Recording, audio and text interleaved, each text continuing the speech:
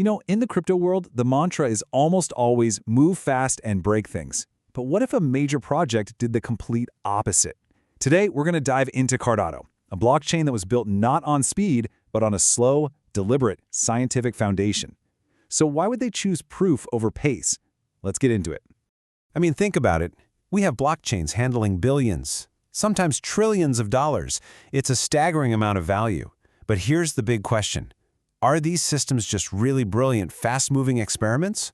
Or are they actually engineered to last for generations to come? That's really the core question we're digging into today. Okay, so to really get Cardano, you have to understand where it fits in the grand scheme of things. Blockchain tech has kind of evolved in waves, or what we call generations. First up, you had Bitcoin. That's Gen 1. Its job was simple: digital money.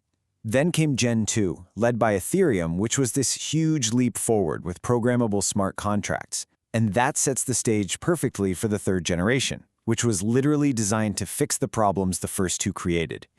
All right, so what exactly were those problems? What were those growing pains? Let's dive right into our first section and see what critical challenges these brilliant early ideas ran smack into. Well, for starters, those early blockchains hit some serious walls. They just couldn't scale. The networks would get clogged, transactions would grind to a halt, and fees would just go through the roof.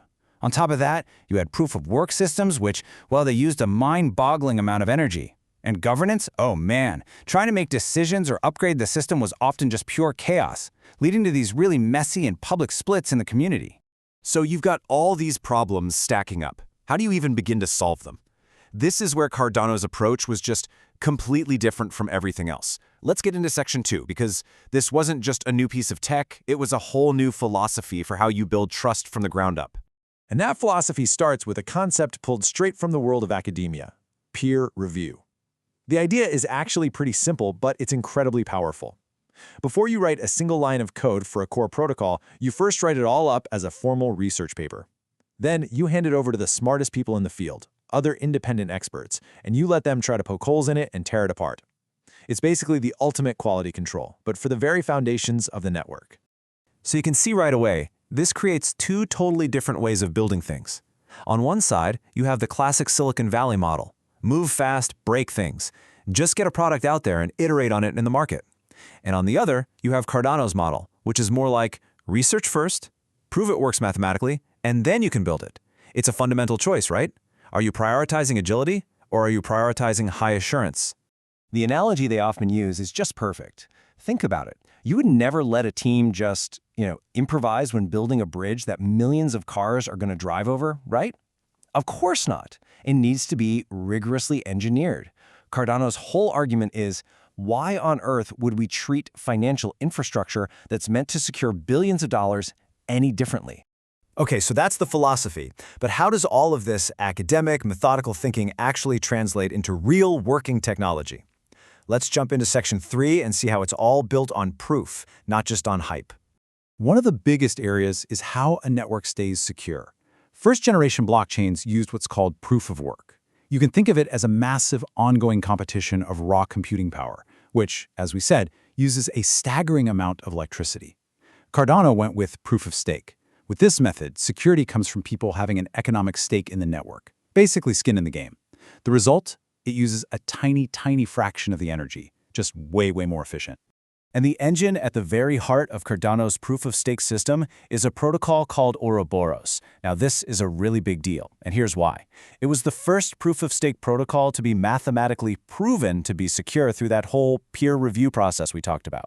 This means they could demonstrate with mathematical certainty that its security model worked before they even started building it. That's a total game changer. The actual architecture of the blockchain is also super intentional. They purposely split everything into two distinct layers. First, you have the settlement layer. This is the bedrock, the core ledger. All it does is keep track of value and ownership, the who owns what. Simple. Then, sitting on top of that, you have the computation layer. This is where all the complex stuff happens. All the smart contracts, the decentralized apps, all of that logic lives here, completely separate. And there's a fantastic real-world analogy that makes this super clear. An ATM. Your actual bank balance, that simple single number in your account, that's the settlement layer. It's the core truth. Now, all the software running on the ATM itself, the stuff that handles withdrawal limits, fees, different languages, that's the computation layer. By keeping these two things separate, the whole system becomes way more secure and, believe it or not, a whole lot easier to upgrade down the line. But look, having a strong foundation is one thing. The real test for any of these systems is whether they can evolve and adapt over time. They have to. And that brings us right to our fourth section, how Cardano is designed for the long haul, to be a truly self-sustaining and adaptable system. And its plan for longevity really rests on three key pillars. First, there's on-chain governance. This means the community can actually vote directly on changes to the protocol right on the blockchain. Second, there's a community treasury. A small portion of every transaction fee automatically goes into this fund that's used to pay for future development, so the network literally funds its own growth. And third, there's a structured upgrade path designed specifically to prevent those chaotic, dramatic splits that plagued earlier blockchains. So when you put all of this together, a self-sustaining, rigorously built, adaptable system, it starts to open up some really huge possibilities.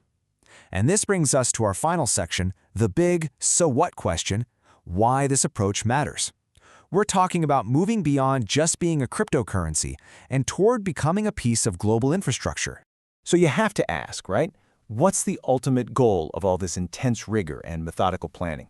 Why go through all of this academic trouble? What's the point of it all? Well, the answer is that the goal was never just to build another crypto network for trading. It's to build the foundation for the kind of high-stakes systems that society depends on. We're talking about things like digital identity systems for entire nations, verifiable education credentials, transparent supply chains, immutable land registries, secure voting systems, things that absolutely positively cannot be allowed to fail. And this isn't just some theoretical wish list. This is real stuff they're working on. For example, Cardano has been actively involved in initiatives like providing verifiable digital identity for millions of students in Africa, linking their academic achievements securely and permanently to the blockchain. The theory is already being put into practice. And this all brings us back to the core thesis of this entire approach. And I think this one quote just sums it up perfectly. Trust infrastructure must be engineered, not improvised. That sentence right there, that's the fundamental lesson behind Cardano's entire philosophy. And so that leaves us with a final and I think really crucial question for our digital future. When we're building the systems that are going to run our world, what do we value more? The agility that comes from moving fast or the resilience that comes from building to last?